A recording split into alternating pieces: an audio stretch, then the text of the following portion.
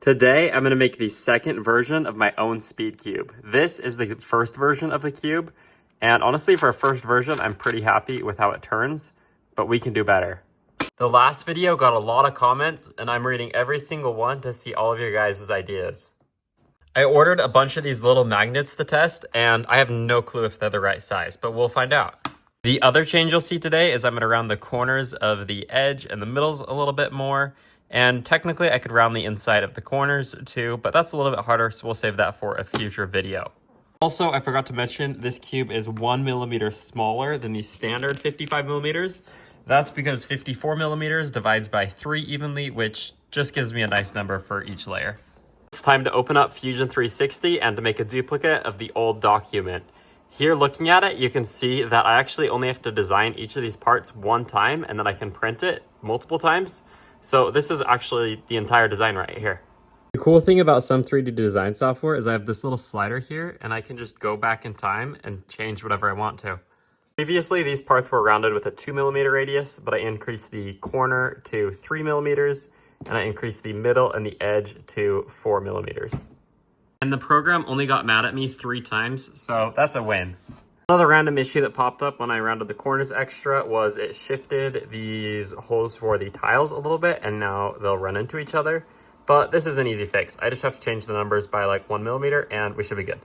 Now they don't run into each other, we're good.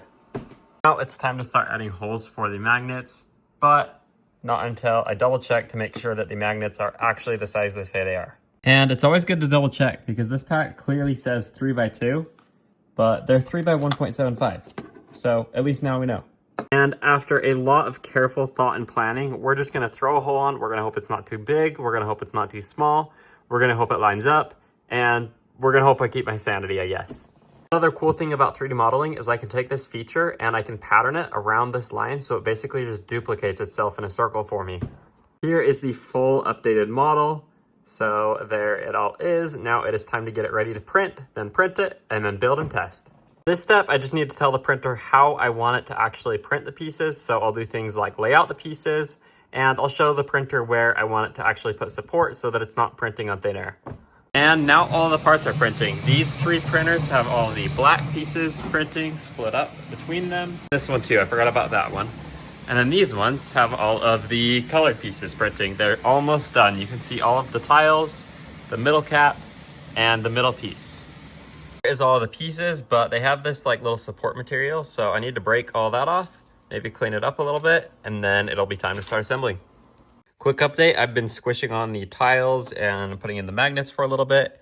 It's a little bit tight though, so it's kind of slow going, but we're getting there. Now for the fun part of the video where we actually get to compare the 2 cubes. V1, V2, pretty obviously. First off, I guess, is the appearance. You can see that the V2, you can see the extra rounded corners. And if you do half of a turn, then obviously you can see that V2 has magnets. So then I guess let's do turning. So here's V1's turning. Turns okay. Here's V2's turning. The actual turning is pretty similar, but you can tell that the magnets help click it into place quite easily. Now let's check corner cutting. V1, corner cuts actually really well normal ways, but reverse corner cutting, almost non-existent. I guess it does a little there, but not much at all. V2, corner cutting here, it's actually a little bit tighter, so it doesn't corner cut quite as well there, and it's not broken in quite as much. But reverse corner cutting does exist now. It's not perfect, but it's pretty obvious that that helped. And both the cubes feel like they're about the same weight. The magnets on the V2 are very strong, but because the cube's so heavy, I think it kind of works out. Let's see, I guess let's do some turns. Those turns were kind of boring, so here's some footage of a solve I did on it instead.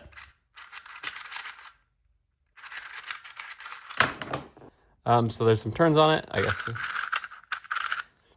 And yeah, so there it is. There's V2. I'm pretty happy with this. I think it's definitely an upgrade over V1. From here, I think one of the most important things to do is to make the cube lighter.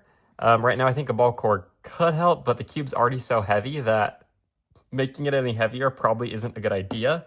I like heavy cubes, but I think this is pushing the limit of what the weight on a cube should be.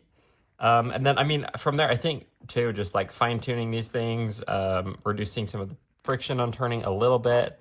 There's a lot of directions this could go, and I'm not really sure what direction I'll take it yet, so it might be a second before you guys see another video. But there's the V2. Comment what you think I should do with it next, and thanks for watching.